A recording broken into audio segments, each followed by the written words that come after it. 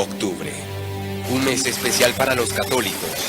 Sus 31 días son motivo de recogimiento, misticismo. Es el mes de la festividad del Señor de los Milagros, pero hoy es el momento más esperado. Detrás de estas paredes, en total reserva, se prepara el anda de plata en que será paseada la réplica en lienzo del Cristo del Muro. A las 12 del día, las puertas de la clausura del convento de las Nazarenas se abrirán para dar camino a su primer recorrido procesional. En Lima comienza a manifestarse la veneración que congrega multitudes.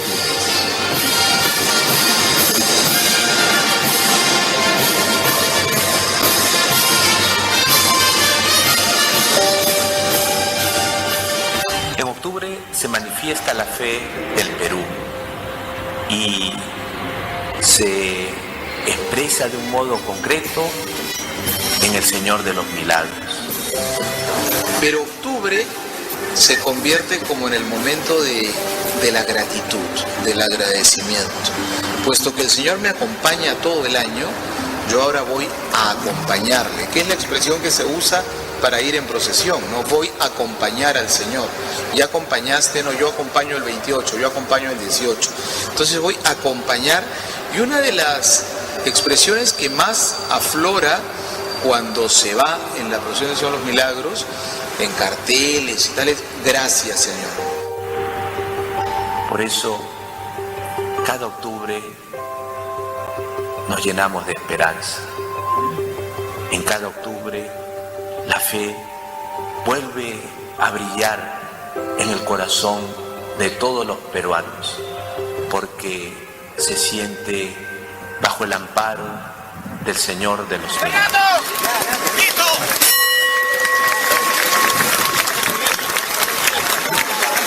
Su historia se inicia en 1651, época en la que el Perú era un virreinato, y todo comienza aquí, en un muro de barro sin cimientos firmes. Aunque no hay certeza de cuándo se pintó el mural, en un papel antiguo que se conserva en el monasterio de las Madres Nazarenas Carmelitas Descalzas, se dice que el fresco ya existía ese año. Uno de los grandes estudiosos de la devoción, el padre Rubén Vargas Ugarte, nos dice que en 1651 aparece pintada esta imagen del crucificado, al principio solo de Cristo crucificado. Pero no es sino a partir de un terrible terremoto que este Cristo crucificado comenzó a llamar la atención. Testimonios de aquellos años cuentan que el sismo de 1655 causó gran destrucción en la ciudad y que muchos edificios coloniales sucumbieron al movimiento de tierra. Lima padeció irreparables daños, pero un hecho singular sorprendió a los vecinos. Un muro de quincha y barro quedó en pie.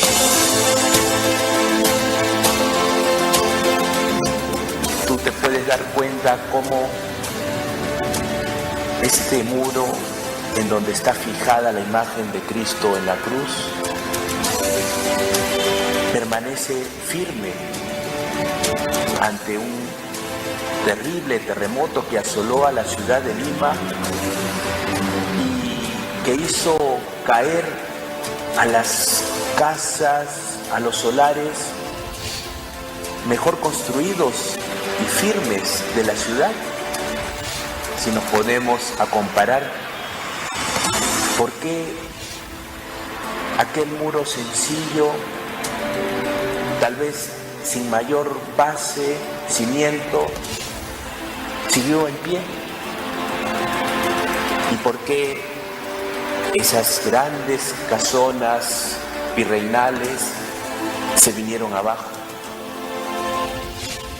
Creo porque Dios lo quiso, porque Él quiso de alguna manera mostrar su cercanía también a través de esta pintura. Y así han pasado los siglos y el muro sigue en pie. Parecía ser el momento fundador de la devoción. Los antiguos limeños voceaban este hecho como milagroso, pero pronto el muro quedó relegado al olvido. Transcurrieron 15 años sin que nadie se hubiese preocupado de cuidar la pintura, ni de reedificar el galpón donde se hallaba, Hasta 1671, el lugar quedó hecho un corral inmundo. ¿Cómo un muro tan frágil pudo mantenerse en pie en medio de condiciones tan desfavorables durante 15 años? Pareciera que el fresco era protegido de las injurias del tiempo por una mano invisible.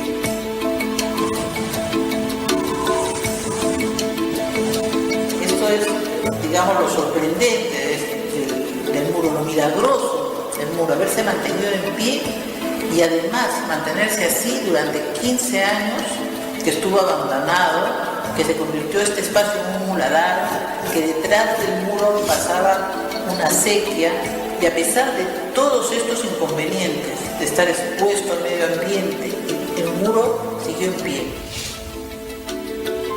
No hay inmediatamente una devoción creciente, hay momentos devocionales, pero podríamos decir que 1671, 20 años después, ante el prodigio que se da frente al intento de borrar la imagen, y este propósito no se logra, esta orden no se puede lograr por prodigios que aparecen, este año 1671 es como un hito en la creciente devoción. La imagen se va a intentar borrar durante 3 veces ese mismo día. Nuevamente el muro estaba condenado a desaparecer, ahora por la mano del hombre. Va a subir el primer soldado, ¿no?, por su brocha para intentar borrar la imagen, y el hombre se queda paralizado, no puede.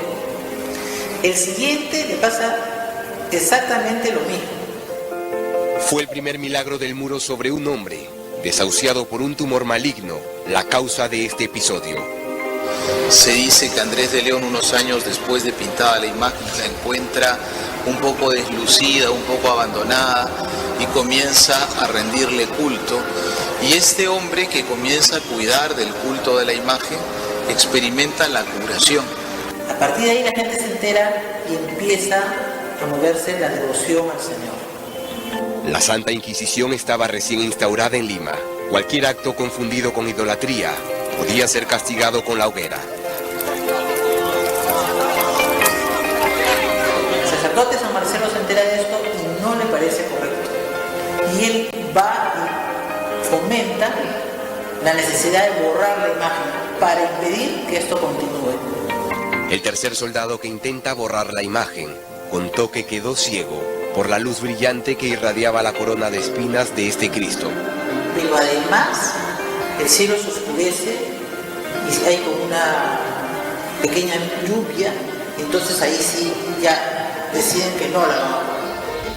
La pintura se resistía a desaparecer. El rey conde de Lemos se va a enterar de que esto estaba pasando, y él es quien va a decir que no se borre la imagen, que más bien se le va a dar.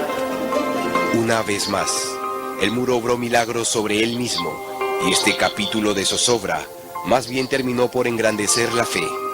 El 14 de septiembre el virrey acude, ¿no?, y se celebra por primera vez la misa ante la imagen del Señor de los Milagros. Este mismo año, Isabel Flores de Oliva era elevada a los altares como Santa Rosa de Lima, convirtiéndose en la primera santa del Nuevo Mundo. Entonces es una linda coincidencia que el año que se canoniza aquella que descubría que no hay fuera de la cruz otro camino para subir al cielo, el día de la fiesta de la cruz, el 14 de septiembre, se celebre por primera vez la misa ante la imagen del Señor de los Milagros y comience un momento, un primer capítulo, como ha señalado, importante de esta gran devoción. Inalterable hasta nuestros tiempos, esta pintura antigua se conserva hoy en su mismo lugar de origen, así como la marca de aquel intento de desaparecerla. Es el único color que no armoniza con los demás tonos del mural. Don José de la Parra, pintor encargado del virrey, tuvo la tarea de corregirlo. Los escritos dicen que nunca logró conseguir que fuera como antes. Pero no era la única tarea que asumió. Él agregó figuras al mural para completar la imagen de la Trinidad. Él agrega a esta imagen el INRI, el Espíritu Santo y el Padre Eterno. Cabe mencionar que entre 1651 y 1671, que se da este hecho, en algún momento se ha pintado la Virgen y María Magdalena. no hay conocimiento de quién lo pudo haber hecho. Liliana Canessa conoce como nadie la imagen del Señor de los Milagros, en el muro y en el lienzo. Su vínculo data de 1991, cuando asumió el reto más importante de su carrera como restauradora. Teníamos mucho miedo de enfrentarnos al lienzo del Señor de los Milagros, porque no era cualquier lienzo, no escoger cualquier lienzo que, bueno, no tiene detrás de él tanta magnitud que abarca la gente, ¿no? Tanta gente que depende de él, ¿no? Tanta responsabilidad, algo que jamás vamos a olvidar. En este video grabado el año de la restauración, Liliana contaba su experiencia interviniendo el lienzo que sale en procesión cada octubre, desde 1687, el que millones de personas conocen. Hoy vuelve a recordar esos momentos y por primera vez, ante cámaras, nos muestra sus archivos técnicos que cuentan paso a paso el proceso de restauración del Señor de los Milagros. Y empezamos a hacer un informe de lo que estábamos viendo, lo presentamos a las madres deciden que sí, que estaban de acuerdo en que los cuadros saliesen al taller del Museo de Osma para ser trabajados ahí. Era una misión secreta. El lienzo va a salir en forma silenciosa, porque nadie podía enterarse que estábamos sacando al Señor para llevarlo al museo por razones de seguridad. Yo creo que si la gente se hubiera enterado que capaz el Señor estaba en el museo, hubiéramos tenido a la gente capaz afuera tratando de entrar a verlo, o capaz preocupados de que fuera a pasar algo, ¿no? Entonces hay ciertas cosas que había que hacer con mucha precaución. Fíjate, cuando el lienzo llega, nosotros ya teníamos que ponernos en una situación diferente. Tendríamos que convertirnos en los restauradores, en los profesionales, y dejar un poquito toda la parte de devoción al Señor. No digo no considerarla, porque era parte de, pero teníamos que dejarlo un poco al costado para nosotros ver ahora sí todo el lado profesional y cómo íbamos a tratar a la obra. Entonces de ahí empieza toda la primera parte, que es toda la parte de investigación, radiografías, análisis químicos, diferentes tipos de fotografías, todos los análisis históricos, todos estos primeros pasos que hace cualquier restaurador antes de intervenir en la obra, como cualquier imagen. Sin embargo, esta no era cualquier imagen. Nosotros sabíamos lo que estábamos tratando, ¿de acuerdo? Pero esta imagen devocional también está formada de una serie de materias. Tiene un soporte que es tela, tiene una base de preparación de tiza y cola, tiene pigmentos, tiene una serie de cosas que son materiales. Y estos materiales tienen que ser tratados de otra manera. La parte devocional nunca perdió el hilo conductor, pero no podíamos dejar el otro lado. Pero de que fue un pequeño dolor o gran dolor de cabeza, de responsabilidad, lo que estábamos haciendo los 5 restauradores que participamos, por supuesto, desde el principio hasta el final.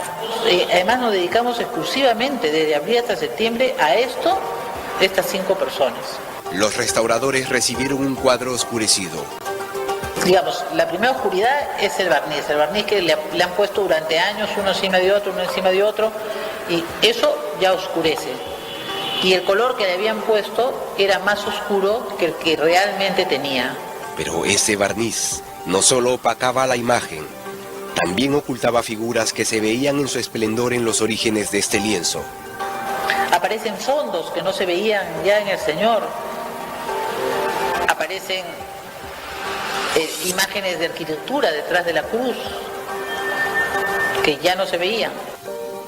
Puede tratarse de un retrato de la iglesia que se construyó para el culto al Señor de los Milagros, aunque para otros es la ciudad de Jerusalén, porque antiguamente era común representarla en el fondo de las escenas de Calvarios. En el muro se ve de esta manera. En el taller del Museo de Osma, tras una serie de exámenes y cuidadosos procedimientos de restauración, Liliana Canessa y su equipo de restauradores descubrían más elementos ocultos cientos de años a la vista de los fieles. Cuando uno empieza a hacer estas caras explorativas, más las radiografías que teníamos, nos damos cuenta que iba a haber cambios.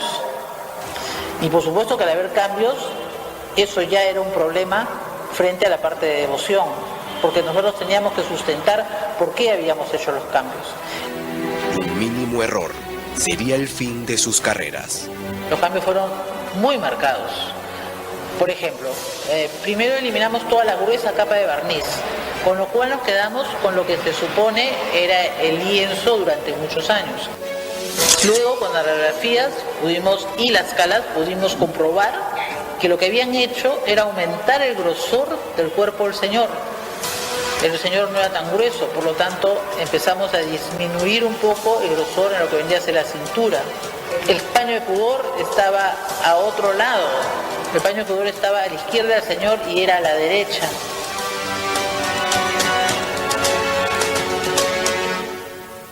Después encontramos la Virgen, por ejemplo. La Virgen tiene cambios muy notorios. La Virgen era más anciana. A la hora que se limpia, el rostro de la Virgen cambia. Tenía como 3 repintes.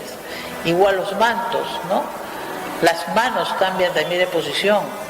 Y quizás uno de los cambios más rotundos también se da en la María Magdalena. La María Magdalena sufre cambios notorios en el rostro, ¿no? La posición de la boca, la posición de la nariz, ¿no? El pañuelo, que lo tenía más abajo, sube hacia la boca de María Magdalena. El brazo, que se encontraba más arriba, baja en posición. Y todo esto que yo te comento se veía en las radiografías.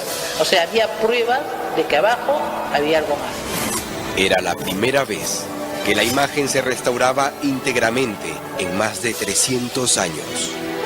Es cierto que después de limpiar ya todos estos repintes, lo que llamamos repintes, vamos a encontrar mayores daños. Había más daños en lo que vendría a ser la capa pictórica.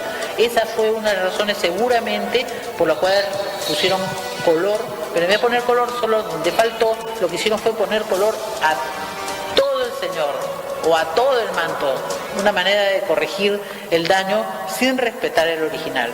Con el paso del tiempo lo que sucedió es que en ese afán de cuidar, quizá no cuidándolo técnicamente, se iba malogrando por el humo, por las velas, por el incienso, por lo que sea, y prácticamente en el ir acomodándola y adecentándola, según se creía, se fue más bien distorsionando la imagen original.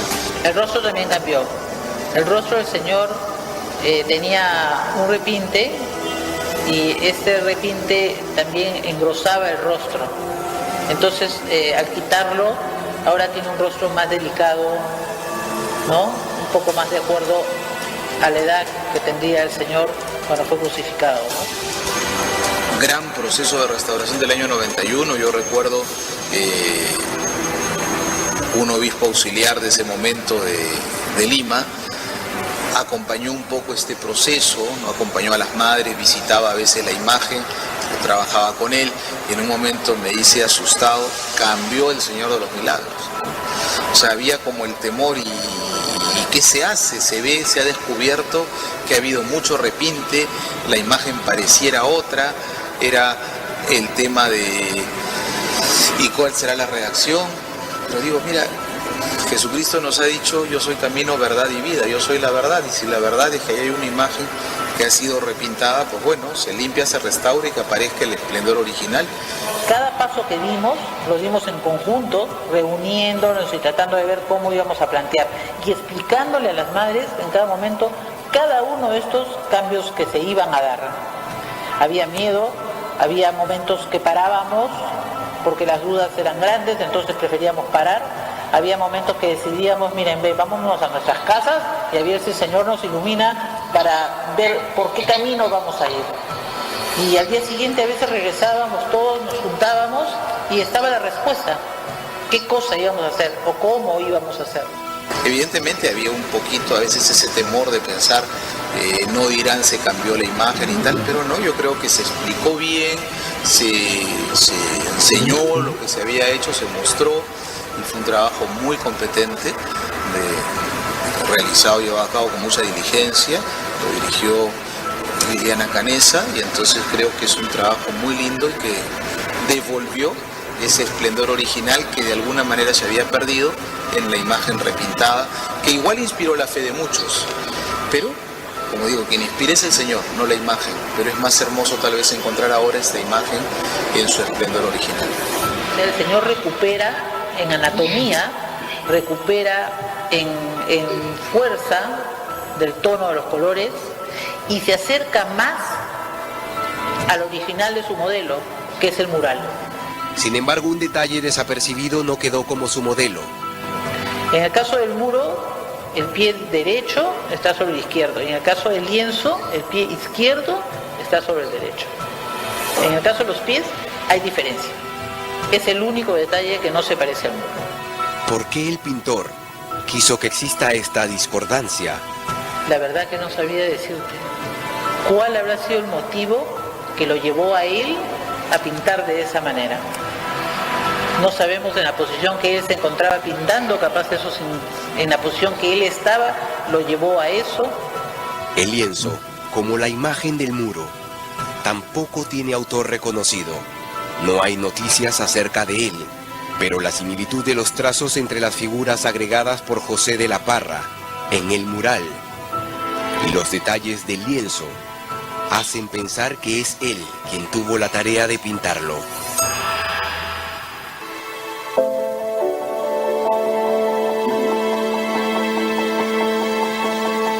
Este es probablemente el rincón más especial del museo, porque lo que vemos acá son los exvotos, que cada uno de estos corazones, estas imágenes, es un milagro pedido, es un milagro conseguido y es un milagro agradecido. Acá le llamamos el Círculo Nazareno. La pared que se observa detrás de María Rosa Álvarez Calderón Larco está tapizada con ofrendas de oro y plata que miles de devotos han dejado al Señor durante siglos en agradecimiento a sus milagros. Muchas personas consideran necesario dejar algo material, algo que pruebe que su milagro ha sido concedido. Es una costumbre muy antigua que se ha conservado hasta hoy.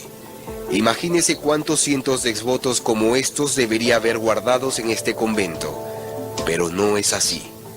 Bueno, estos no son todos los exvotos, o sea, muchos se han usado tanto para hacer el marco de la entrada acá en el museo o el anda, que se ha derretido la plata.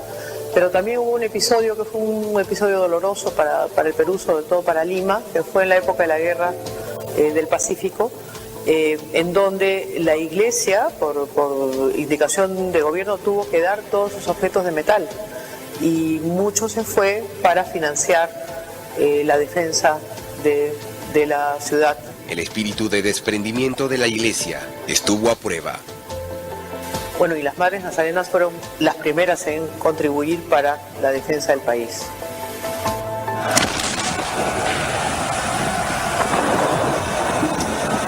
Los más comunes, como podemos ver acá, son en la forma de corazón, y esos son los más antiguos inclusive, pero hay gente que como que quiere ser más específica y venir y devolver exactamente lo que se le concedió. María Rosa se refiere a estos exvotos en específico. Si ves bien, hay unos que tienen formas de partes del cuerpo, o sea, tienen, por ejemplo, hay hígados, hay riñones, hay brazos, hay piernas, hay corazones, por supuesto, hay bustos, hay ojos, es como que ellos tuvieron una afección en esa parte y vienen y dicen, aquí fue la curación, ¿no? Luego hay otros que son como objetos, hay guitarras, he visto también hay una pluma. O sea, nosotros asumimos que esta persona, porque es una pluma como de escribir, que esta persona pidió inspiración y el Señor se la dio para hacer un libro. Hay otro que parece un vegetal que podría ser una especie de beterraga, una papa, de repente es para la cosecha. Hay todo tipo de pedidos. Después hay carro, carrito, camión, ómnibus, incluso por ahí hay un par de aviones. Mucha gente dice, bueno, porque le concedió un viaje, bueno, quién sabe, hasta de repente fue un avión privado. No lo sabemos, en realidad todos son anónimos, ¿no? Pero las ofrendas que no son anónimas son unas joyas que no se encuentran en esta pared. Adornan los lienzos que salen en procesión desde muchos años. Y todas las prendas con las que vestimos al Señor y a la Virgen de la Nube son también ofrendas que han venido individualmente una a una con la misma intención de agradecer los milagros concedidos como han sido los exvotos. Son unos exvotos más. Una de ellas, llevó al Señor de los Milagros a comparecer en los tribunales de Lima. En los años 80, en un hecho sin precedentes, el Cristo Moreno fue demandado por los familiares de una devota que antes de morir ofrendó sus alhajas a la Santa Imagen para lucirlas en procesión. Fue el juez Barros Conti en una de las salas supremas que le toca hacer esta sentencia y realmente la sentencia fue, yo creo que inspirada. El caso no era sencillo. No había jurisprudencia en la cual el juez sustente su sentencia, así que tuvo que crear una.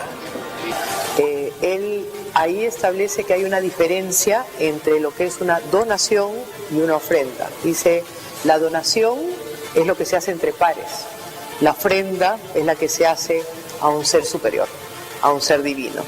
Entonces dice él, a partir de ahí, de que las ofrendas, o sea, si bien la donación puede ser discutible, la ofrenda, como viene con la voluntad de la persona que ha hecho el ofrecimiento, es irreversible.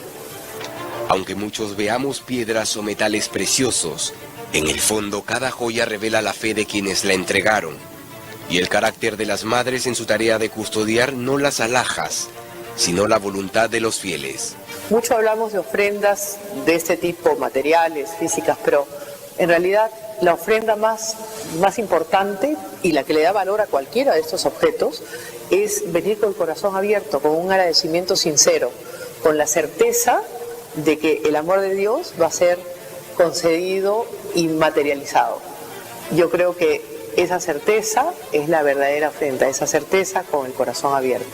El poner las joyas también es un ritual para nosotros, es un sitio, un espacio, un momento muy especial. Es vestir al Señor. El Señor empieza a adquirir con sus joyas otra situación.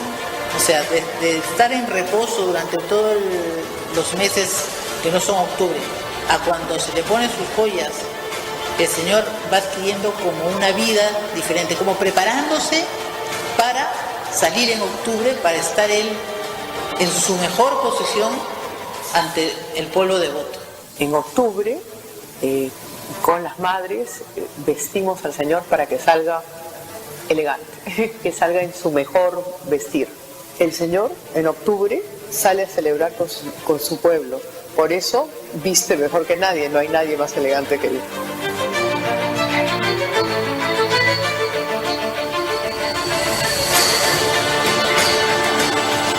A pocos pasos del altar mayor, donde se halla el muro, hay una puerta que conduce a una habitación única en el convento. Allí se encuentra otro de los tesoros más valiosos que han heredado las madres nazarenas carmelitas descalzas. Este lugar está restringido a personas ajenas a la clausura, pero hoy se nos ha permitido ir más allá.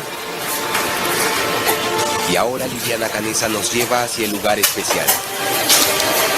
Ahorita ya estamos en la clausura. Si alguna persona entra a ver el lienzo, ya es bajo la autorización total de las madres nazarenas.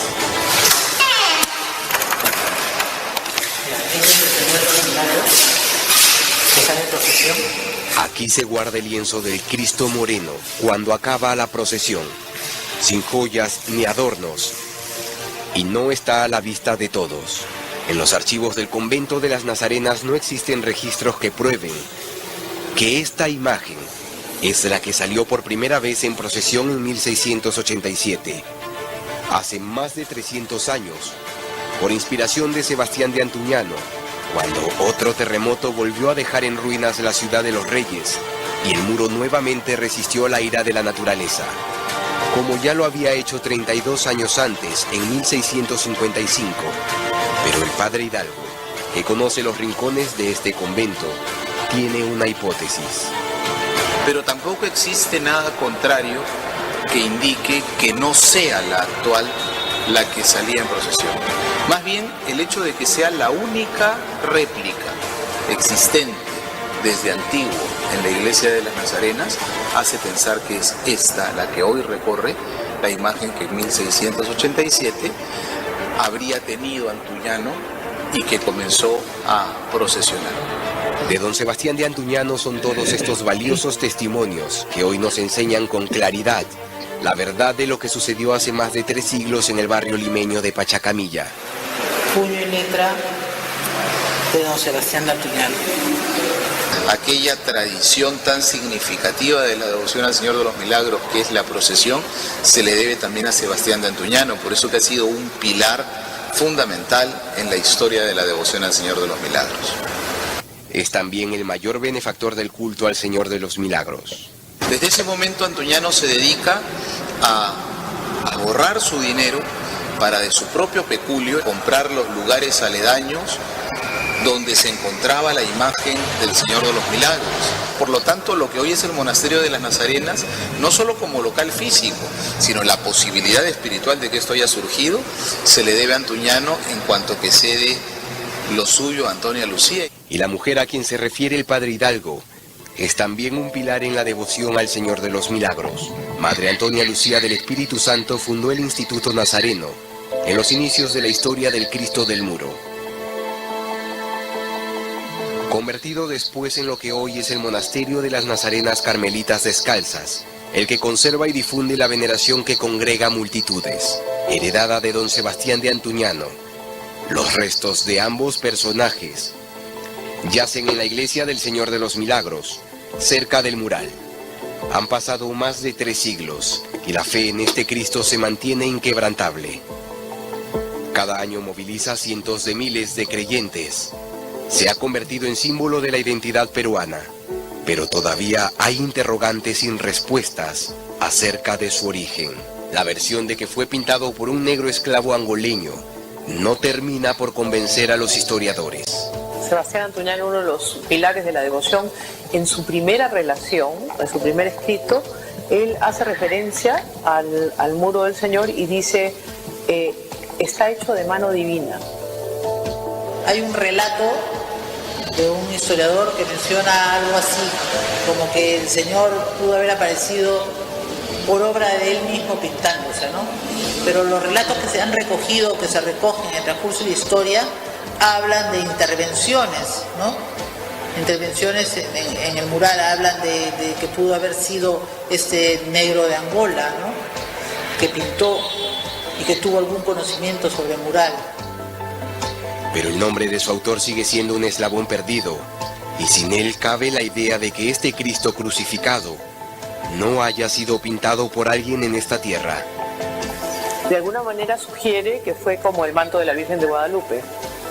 Los hechos históricos no nos llevan hacia allá. La Virgen de Guadalupe, los hechos históricos mencionan de alguna manera que fue un milagro, ¿no?, de la Virgen, aparecer en esta tela que estaba con las flores.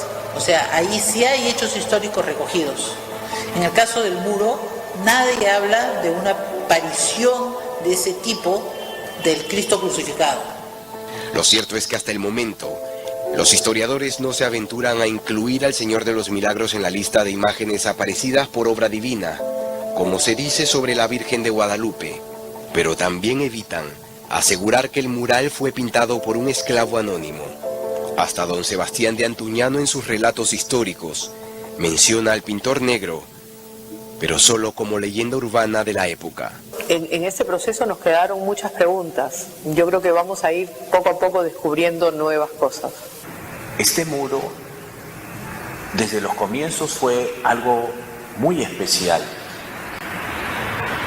El Señor quiso valerse de una persona de la cual no sabemos ni su nombre, para que plasmara con su pincel una imagen de Cristo muy simple, que artísticamente no atrae, pero que tiene una fuerza tan grande, la fuerza de la fe.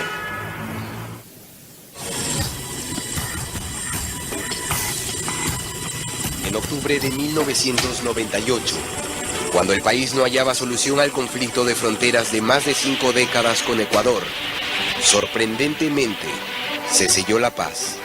No se va a desviar la línea de frontera ni un centímetro de la línea, ¿no es cierto?, que siempre hemos planteado. El encargado de las conversaciones para lograr la conciliación con el país vecino fue Fernando de Traseñer. No tenía ni 15 días como ministro de Relaciones Exteriores del Perú. Según cuenta él mismo, uno de los puntos en común entre peruanos y ecuatorianos que convenció al presidente de Ecuador, Jamil Mahuad, de que ambos pueblos eran hermanos y que deberían evitar la guerra, fue la Virgen de la Nube, la Virgen que acompaña al Señor de los Milagros al otro lado del Anda en las procesiones de todos los años. Ella es de origen ecuatoriano, como la fundadora del monasterio, Madre Antonia Lucía del Espíritu Santo. Es la Virgen patrona de Quito. Dice de Traseñez que el presidente Mahuad quedó sorprendido con la historia. Así el camino hacia la paz había quedado allanado gracias al Cristo de Pachacamilla. Perú no cedió territorio a Ecuador y semanas después se firmó la paz definitiva ante la mirada del mundo, un 26 de octubre, día y mes morado. No podemos quedarnos simplemente con la anécdota, sino con lo que hay de profundo. Dios sigue haciendo milagros. Y los milagros se han manifestado de miles de formas. Los exvotos que se exhiben en el Museo del Señor de los Milagros son prueba visible de ello. Más allá de que pueda ser llamativo una curación en un caso o en otro, hacer que muchas personas encuentren el amor de Dios a través de esta imagen es el milagro fundamental.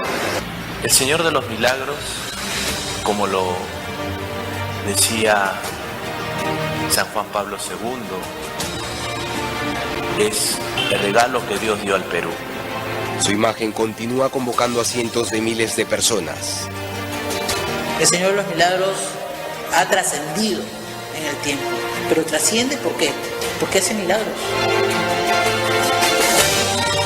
El muro no hace milagros, quien hace milagros es Dios. Octubre es como el mes de la gratitud al Señor, ¿no? Firme durante casi 4 siglos. El Señor de los Milagros vence el poder del tiempo y voluntades que amenazaron con desaparecerlo. Su historia parece confirmar que nada se puede imponer